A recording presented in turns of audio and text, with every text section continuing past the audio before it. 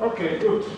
So first of all, is there any problem with my speaking, with the English? The English is on average, I hope.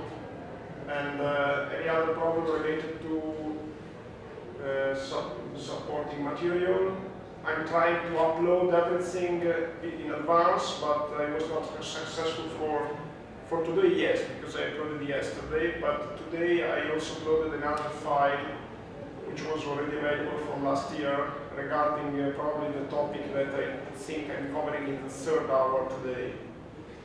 Okay, but again, if you have any question, just let me know, because you know this is my second experience teaching in English, and of course I need your feedback, because it's not easy.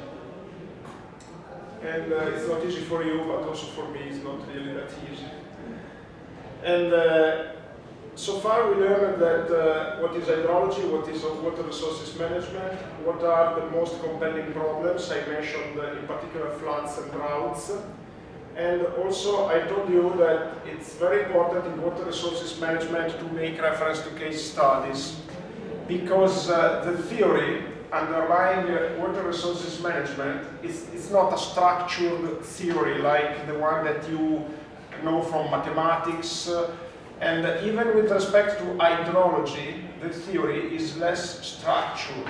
What I mean is that apart from some basic principles, like you cannot give more water than you have, apart from basic principles, water resources management is problem-oriented, meaning that you first have to quantify your problem, and then, basing on the behaviors of the problem, you make your proposal for solving the problem itself.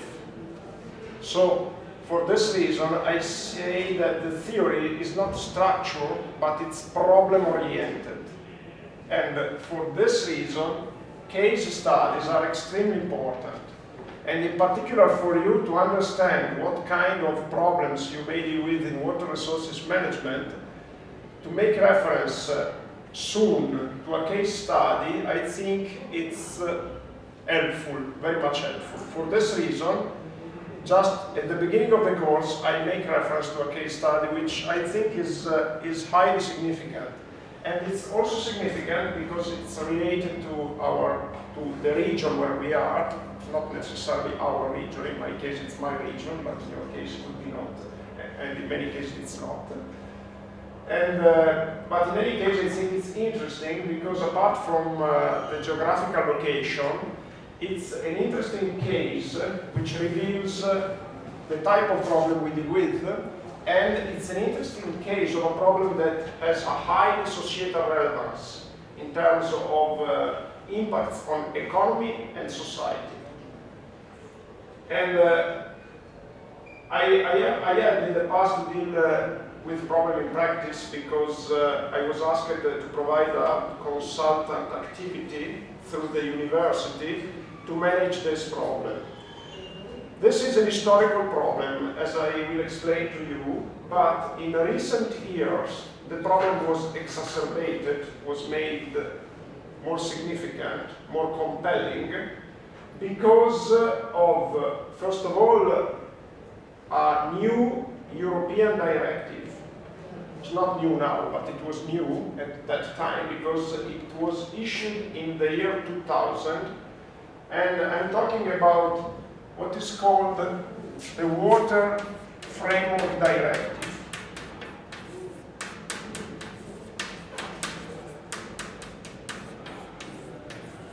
This directive is very much relevant for water resources management in Europe. It's the directive number 62,000 of EU. It's very much relevant, as I said, for water resources management. The reason is that this directive is dictating water quality targets for state members to be met by 2016. I will try to better explain.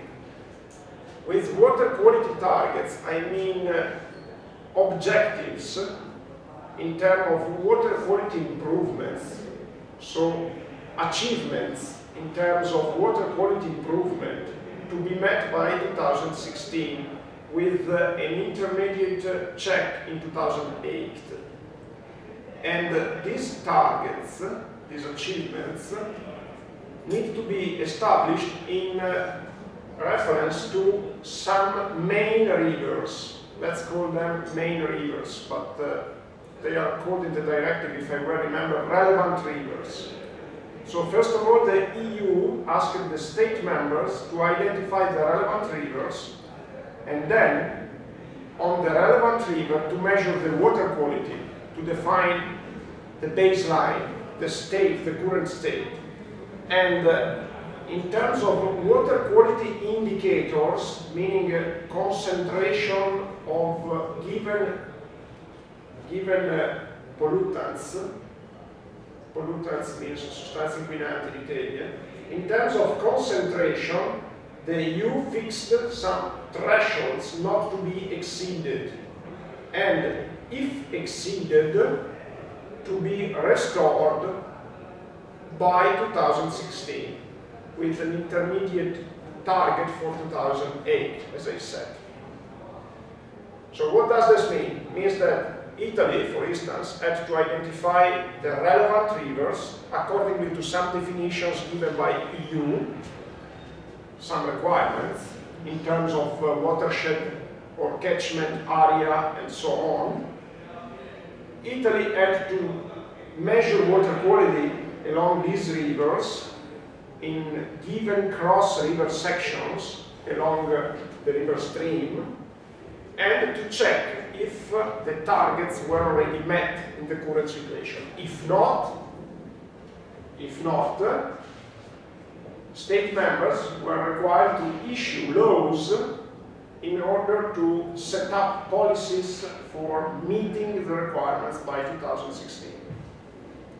Now, you may think that this is a water quality problem which has nothing to do or little to do with water quantity, water resources availability. Indeed, the two issues are strictly related, because usually, in order to get water for civil use, for irrigation, what do? We take water from the rivers, basically, or from the groundwaters. But in doing so, of course, we reduce the amount of water that flows in the river downstream our withdrawal, and we reduce also the amount of water stored in the underground. And therefore, the concentration of pollutants increases. And of course, water quality decreases. So the first issue, the first action that we have to do in order to solve a water quality problem is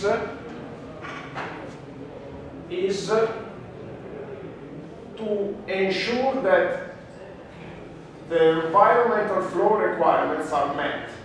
The environmental flow requirements means the flusso minimo vitale in Italian, means the minimum amount of water that has to be released downstream, a water withdrawal, to make sure that the life of the river is not compromised, the ecologic life of the river is not compromised for the withdrawal of water. Of course, if you release the environmental flow, you decrease the amount of water that you can take from the river, that you can withdraw from the river. And therefore, availability of water resources is impacted by the necessity to meet water quality standards. Now let me try to solve this problem. First of all, I have to make sure that the PC doesn't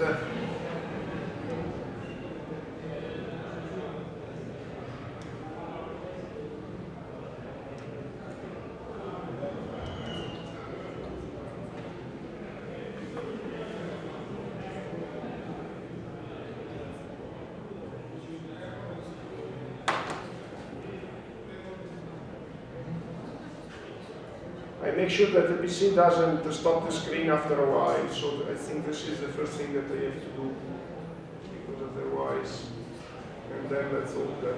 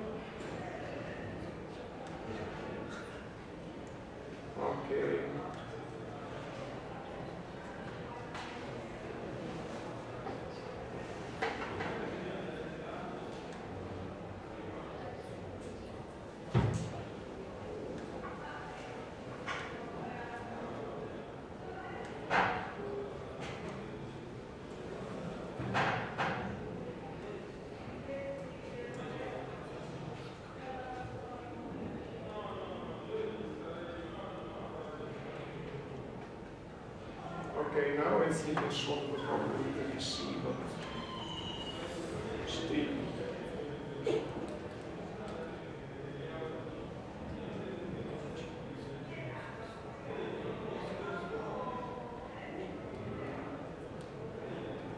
Okay, let me try to move forward a bit, at least until I don't need the PC. So, as I said, this directive exacerbated the problem because the river which we are talking about today, which is flowing through the region that I will describe later, which is the region to which we refer for our water resources management problem, this river actually is subjected to a very significant water withdrawal for irrigation, and no environmental flow was released in the past because of water scarcity, because of the need to collect a lot of water for irrigation that suggested in the past not to release the environmental flow. This is not a situation, an uncommon situation, because environmental flow was introduced in the Italian laws only in 1989, when a law on the conservation and the mitigation of the hydrological risk and the conservation of water quality was issued, and therefore is relatively recent. It was relatively recently introduced, and therefore it's not surprising if in critical cases the environmental flow was still not released in the year 2000.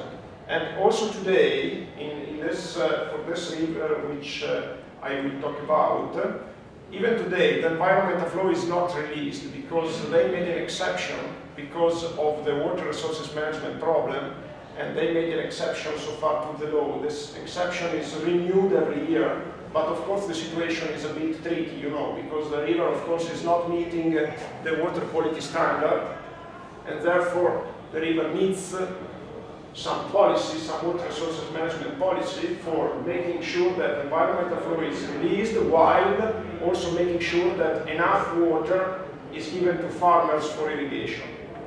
And this is basically the problem. The problem is the need of meeting the water quality target while making sure that enough water for irrigation is released to the farmers. And apart from this impact of the European directive, the problem is very old, because, as I said, it was exacerbated, it was made more compelling, the problem, by the European directive, but indeed, and actually, the problem is an historical problem, because it was already known 200 years ago. The problem is that the river doesn't deliver enough water for farmers. what is the solution in the current stage? Typically, farmers take water from groundwaters. The problem is that, first of all, groundwater is more expensive because you have to pump it. So farmers are a bit reluctant to make use of groundwater. And also the problem is groundwater depletion. So means a reduction of groundwater resources, which is a bit concerning because if you take a lot of water from groundwater and you reduce the amount of water that is stored underground, you risk to increase the concentration of pollutants in the groundwater. And this is really something that is a matter of concern because from groundwater we also take the water from city use prevalently in this region. And there is another issue that you have to well take into account, which is the restoration time. Meaning, you experience a water quality problem, how long do you take to solve it? For a river, the restoration time is relatively short with respect to the restoration time that is needed for groundwaters and lakes. And the reason is very simple. It's related to the turnover time of the resource, meaning that if you have the water in the river that is polluted, you know, the water is moving very quickly, and in a relatively short time, you get the water that is completely changed, restored. So the polluted water flows downstream, and you have fresh water coming from upstream. So it's a short time that is required for turning the water over. For groundwater, this turnover time is much more extended, and for lakes, for big lakes, is even more extended, because if you want to change all the water in a lake, it may take tens of years.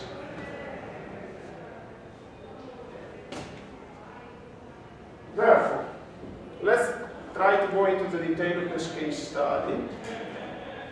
This is a picture of the Emilia-Romagna region, the region where we are. Bologna is somewhere here. I'm referring, the Emilia-Romagna region is divided from the administrative point of view so far in provinces. I say so far because you may know that there is, the government is currently evaluating the opportunity to remove provinces in order to avoid fragmentation, administrative fragmentation. But so far we have provinces, and the provinces are delegated by region and central state to solve some assigned water resources management problem. In this case, the Italian legislation took this directive and converted it, not converted, let's say that included it, translated it into an Italian law, which is the Testo Unico per le Acque, which in English means unique text, unique law for waters, which was issued in 2006. The first version was issued in 1999, therefore anticipating the Water Framework Directive, and the second version was issued in 2006. And this law prescribes to the regions to set up a water resources management plan, which in Italian is called Piano Regionale di Tutela delle Acque. And the plan must deliver recommendations for meeting the requirements of the Water Framework Directive in due time. And the region, the Water Resources Management Plan for the Emilia-Romagna region is available online. If you look in Google for Piano di Tutela delle Acque Emilia-Romagna, you find it. If you, I say this for your interest, of course, if you are interested. And the Regional Water Resources Management Plan delegated to the provinces the task to set up the measures in detail to meet the requirements of the European Directive. So this is a cascade of competencies from the state to regions and then provinces. The province which we are interested in, okay, here you can see in this slide a summary of what I already mentioned to you. So, optimize water resources management in the region is the task. Why? For meeting the Water Framework Directive of the European Community, which sets water quality targets and etc. Of course, we have to take into account the water needs for civil, industrial and agricultural uses, and we have to quantify water resources availability.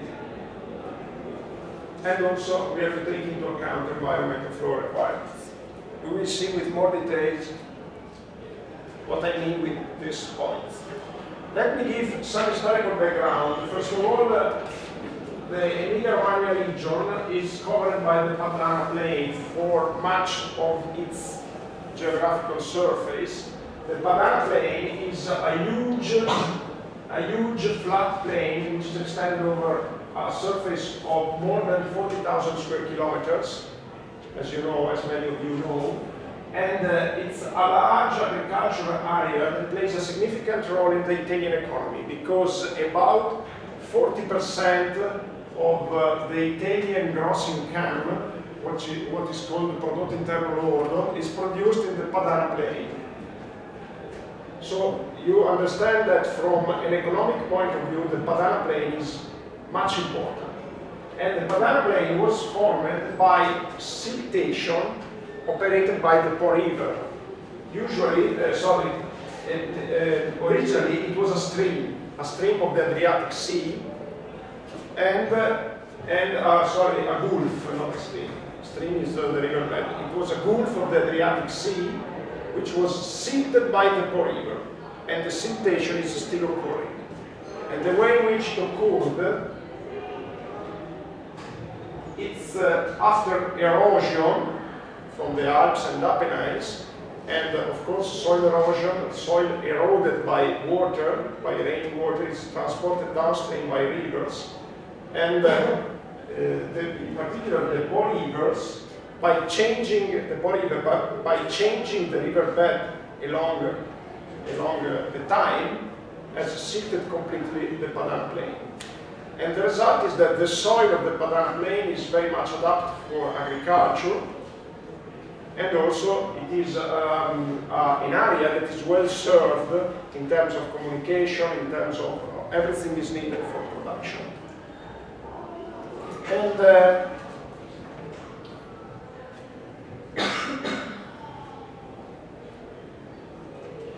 what happened relatively recently, let's say about a couple of thousand years ago, was that the Padana Plain was a huge marsh, because, you know, the Po River was not regulated.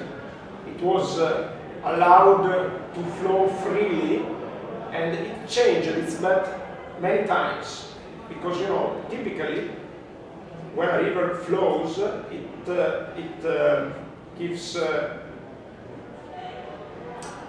rise to siltation, which increases the elevation of the river bed. So by silting, the river progressively increases its bed until the beds become higher than the surrounding surfaces, and then with a flood, the river typically deviates from the higher level to lower zones. And this is the reason why riverbeds typically moved in the past, because after siltation they found themselves higher than the surrounding campaign, and therefore they deviated the riverbed. And so the position in which we find the Po River now is not the same position that it had in the far past.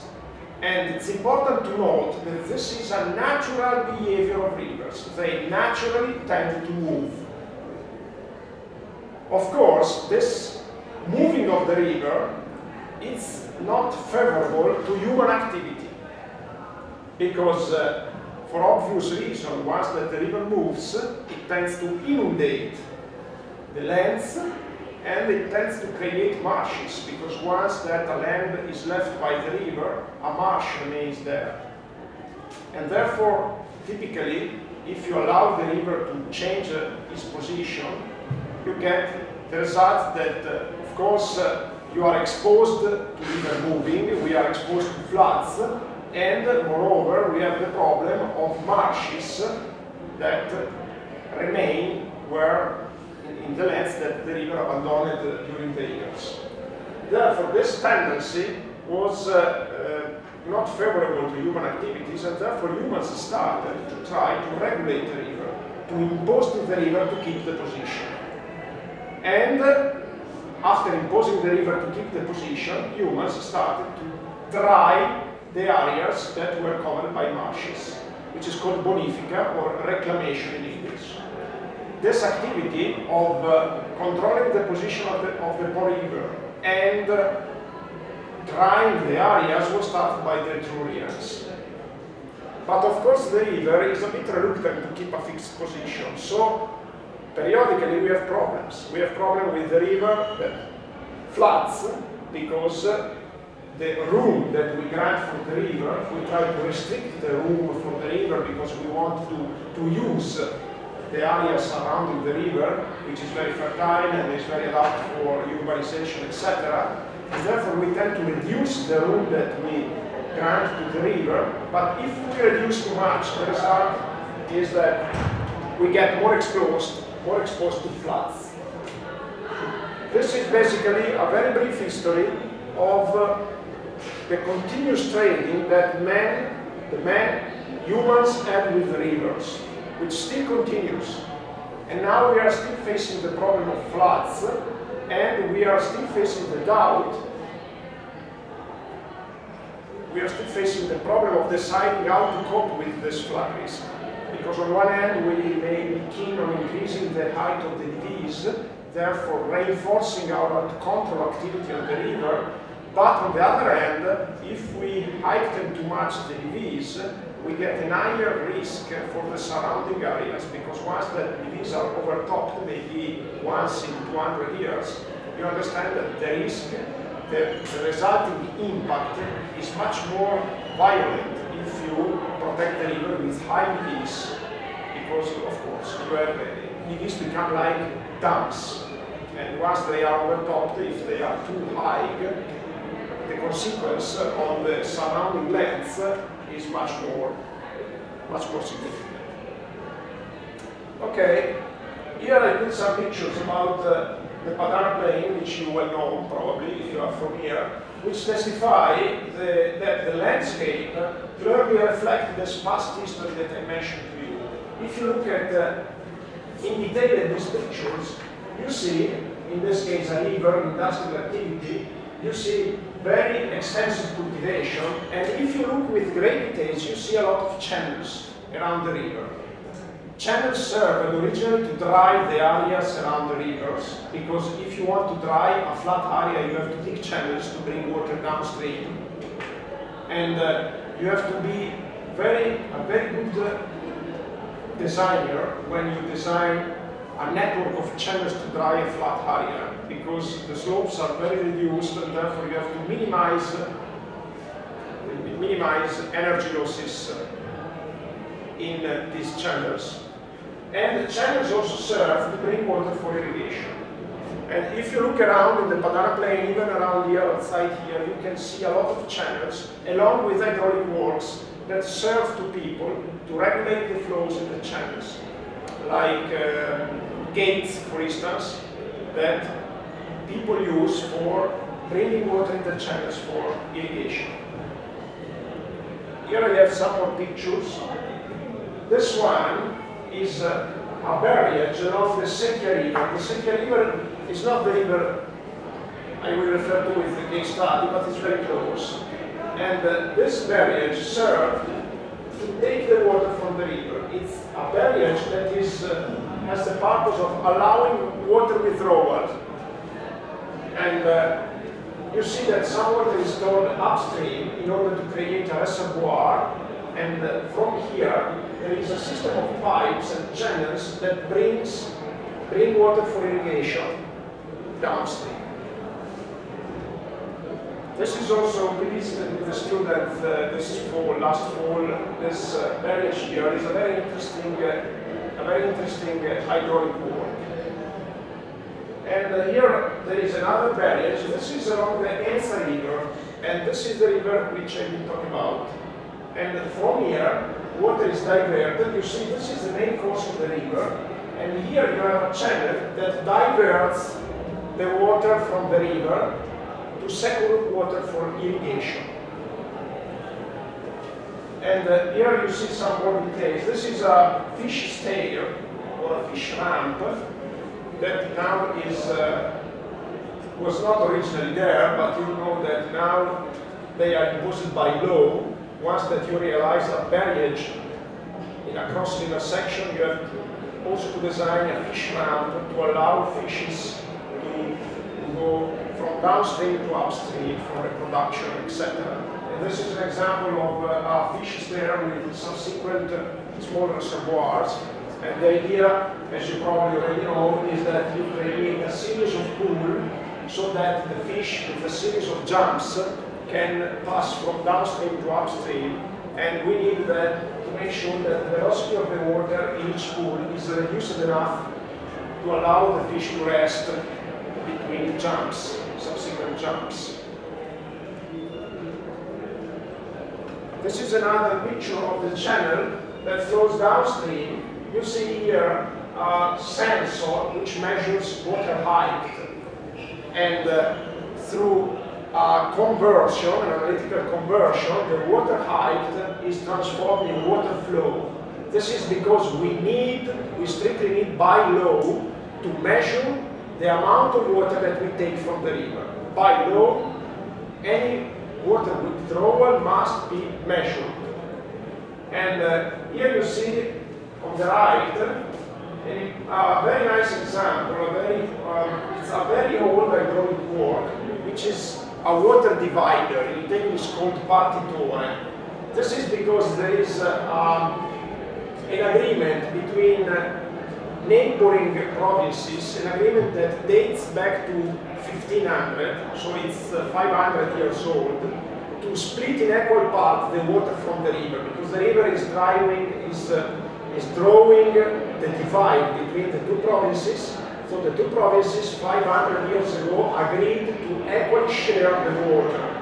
And in order to make sure that sharing is fair, they built this divider, which is perfectly symmetrical.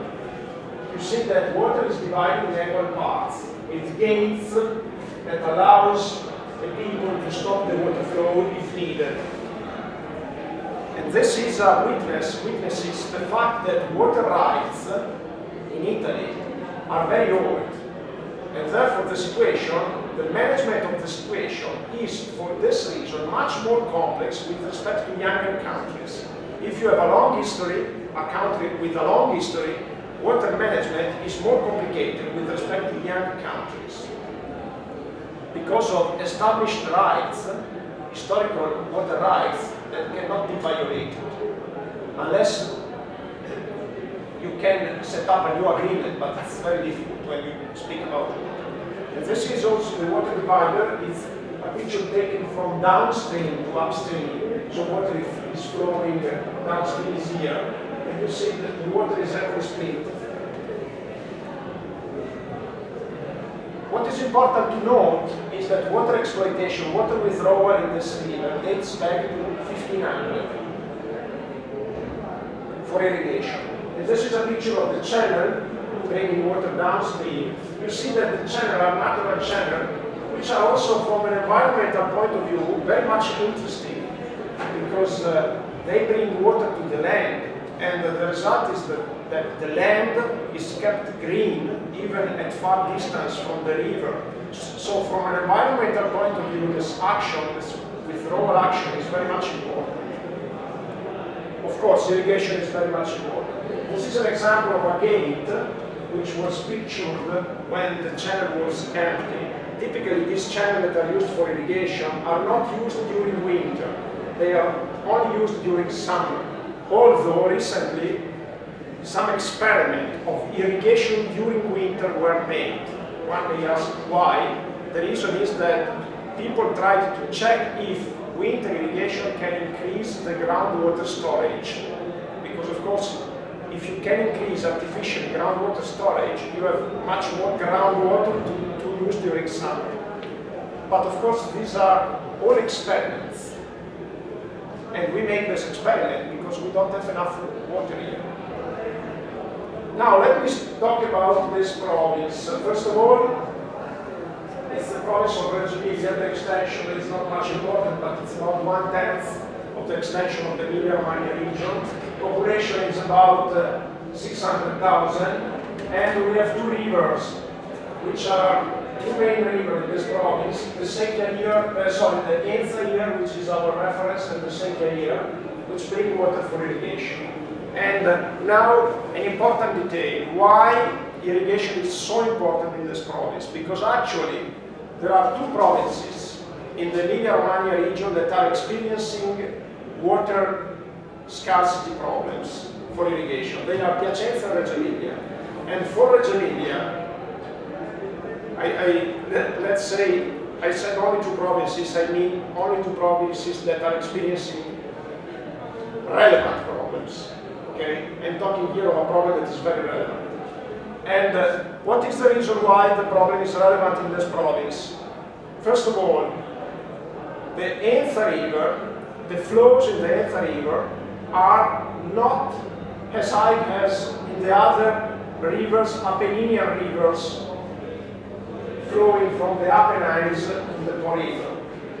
The flows are lower, but the agricultural area served by this Enza River is very wide, and the reason why it's wider, it's because it's the production area of the Parmesan cheese, which is of course a product that is exported all over the world, so you can understand the economic relevance